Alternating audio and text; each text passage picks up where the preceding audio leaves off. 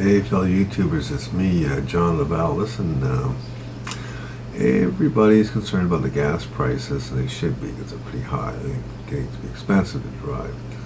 But there are ways you can cut down your costs. I'll give you a whole bunch of things you can do. Number one is don't be carrying a lot of heavy stuff in your trunk.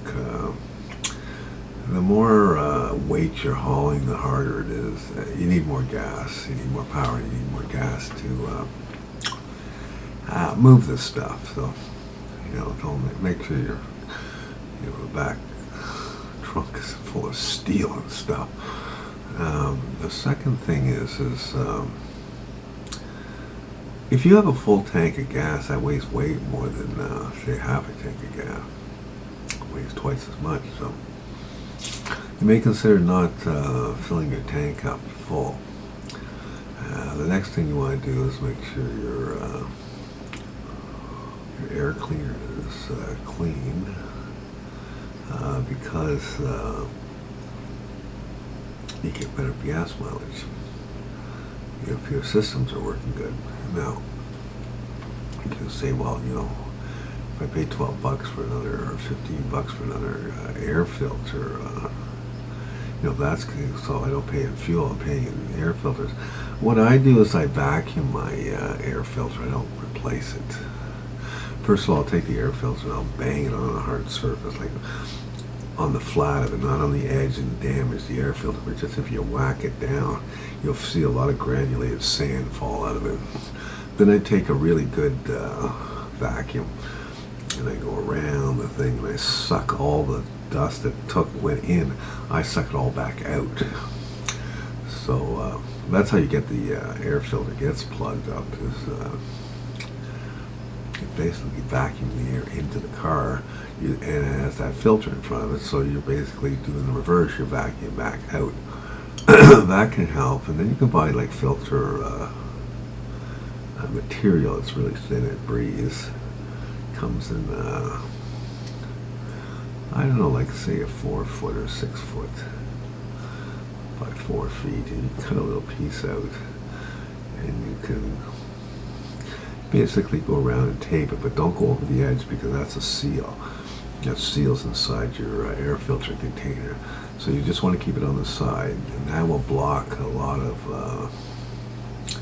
stuff from coming in. Then you just get rid of that and put another one on there, and that'll save your air filter. So another thing you want to do is make sure that the air pressure in your tires is up to about 35 pounds per square inch. Each tire. That's a soft tire will really cost. It will really grab some fuel. It's not efficient. It's really hard on the how much gas you're using, because the tire is soft. Another thing is don't jump off of a stop sign or a light.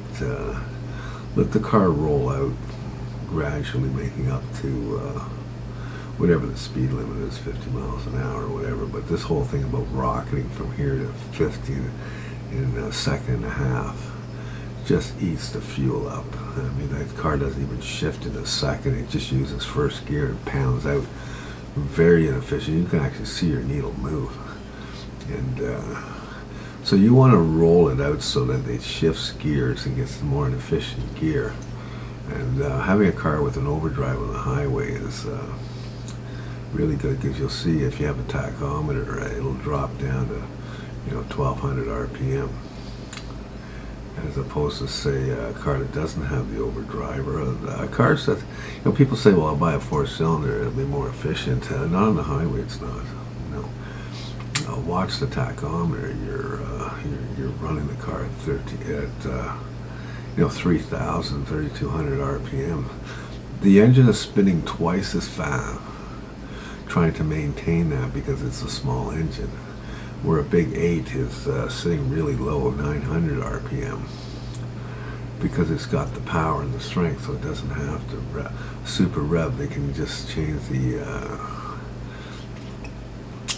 gear ratio in the transmission, so you're getting efficiency. And But an overdrive gear is really good. And another way to save gas is if you're hauling anybody, get them to help you out with the gas price.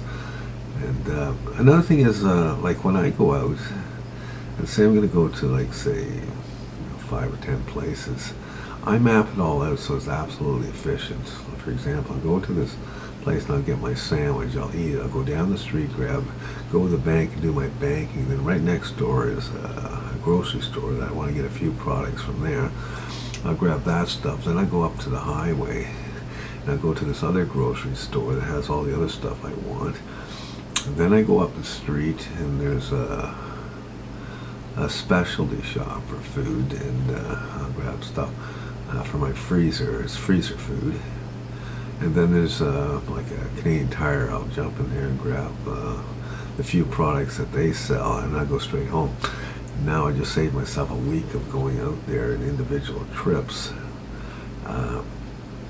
Very, very efficient. And I do this for drugstores and doctor's appointments and picking up gas and different things. But I always I write it down on a piece of paper, and so that when I go out, it's absolutely efficient. I get out there, get all these things done in a certain pattern, point A to point B to C to D, E, F, and go straight home. And very, very efficient. You'll see that at the end of the month. You didn't use near as much gas as going to one store, going to 2 stores, then go up the next day to another 2 stores or 1 store, and just eating up the fuel. So that's a thing that you want to do. And air pressure in your tire is very important. You want to keep them up, and don't rocket off the lights. And another thing is, truck drivers do this all the time, is if you see a light up in the distance and you figure it's going to become green, but it may not be quite green by the time you get there, slow the vehicle down so that you don't have to, so by the time you get there it is green and you can go through, as opposed to starting and stopping always costs you more gas. If you're going to take patterns, routes through the town or the city, know where all the stop signs are and all the streets that run continuously. You want to stay on the continuous streets because it's way more efficient than stopping and starting. It costs a lot of money to go from stop to start. Oh, and another thing is, when you get in your car in the morning, everybody's ready to go in like 15 seconds. The car is the most inefficient in the first 4 to 5 minutes. In fact, you can drive an hour on less gas than it takes to drive the first 4 to 5 minutes because the car's not hot. So if the car engine's not hot, it's not efficient. So you're better off leaving the car sit there, let it warm up a little bit, and then you won't eat as much gas, because that's where you're going to eat up the majority of your gases in the first 4 to 5 minutes. So remember that. And you can cut your fuel prices down. Excuse me. Oh, there's one other thing. It's illegal, but you can save a lot of money. It's called drafting.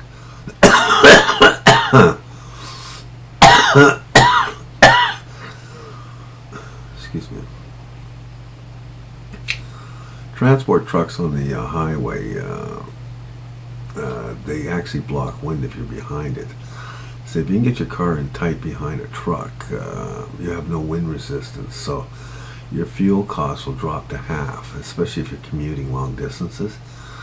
Yeah, if you can get behind a truck, you just gotta watch out for the cops because it's illegal. It's called drafting, and you want to get as close as you can without endangering yourself.